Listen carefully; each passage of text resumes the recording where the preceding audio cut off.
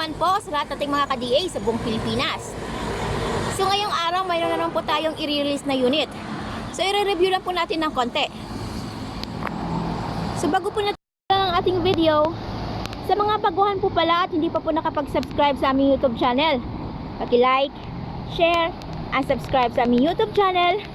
Huwag po natin kalimutang pindutin ang bell button para ma-notify po kayo at maging updated sa aming mga latest video updates. So ngayong araw po mayroon po tayong DA64V, o yung mas kilala po natin sa bansag na Suzuki Transformer Van. Mayroong 660cc, T60 engine, 12 bulbs. So check po natin yung interior. Huwag nyo pong ililipat at patapusin nyo po yung video at sasabihin ko po yung price ng ating unit. Siyempre po yung ating brand new upholstery with diamond design. Siyempre yung ating brand new ceiling. And of course yung ating malinis na converted dashboard. Siyempre yung ating glove box natin. Charger socket or same time lighter. With aircon po ito. Aircon button. Start po natin. Ayan. So ito po ay nasa automatic transmission. Ito po yung ating gear. Siyempre yung ating park, reverse, neutral, drive, second gear at saka low gear. Yung second gear po at saka low gear natin is ginagamit lang po natin ito sa ating mga uphills area at loaded po yung ating unit. Siyempre yung ating ashtray,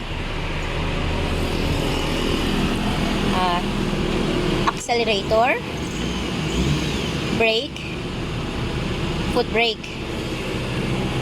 Yung ating foot brake po pala, maaari pong gamitin, maaari din pong hindi.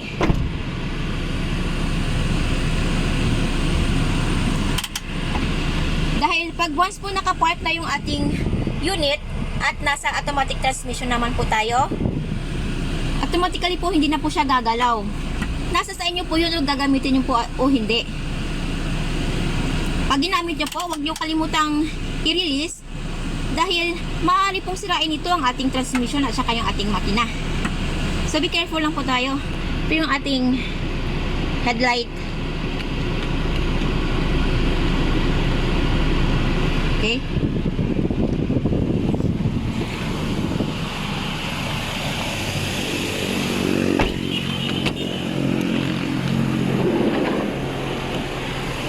Yung ating second row. Yung ating seat is folded po. So, dito natin hihilain. Saka pwede na po natin i-fold. Okay. Siyempre yung ating child's lock, lock, unlock.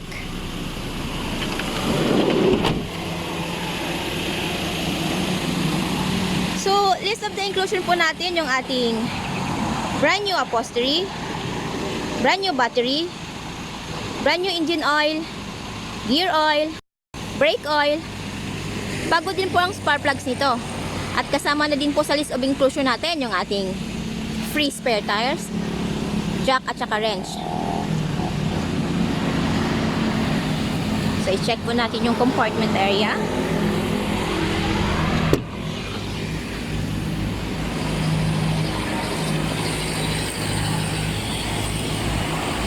Yung ating malapad na compartment area.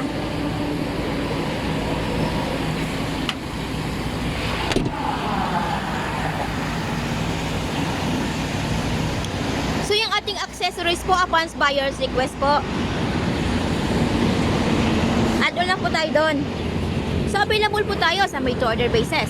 We require as low as 25,000 pesos na down payment para po masimulan namin ang inyong mga unit. At ang balance, upon unit pulled out. Sa upon unit pulled out po, kasama na po doon ang ating steel plate number, original OR and CR, which is directly under buyer's name as first owner sa Pilipinas. So hindi na po natin kailangan i-transfer ang ating mga yung ating ORCR kasi po nakapangalan na po sa atin. At may pagkakataon din pong pumili ang buyer ng kanyang paboritong kulay. And we use as a paint material para po sa long lasting shine ng ating mga unit. And we do shipping din po nationwide. At yung ating shipping fee, shoulder po yun ng buyer. So ang price po ng ating unit ay nagkakalaga ng 205,000 pesos. All in na po yun, wala na pong hidden charges. So ano po pong hinihintay natin? Come and visit us at Kilometer 11, Catalunan Pequeño, Davao City. At maaari din po ninyo kaming kontakin to our Facebook page, Raihan Meguido.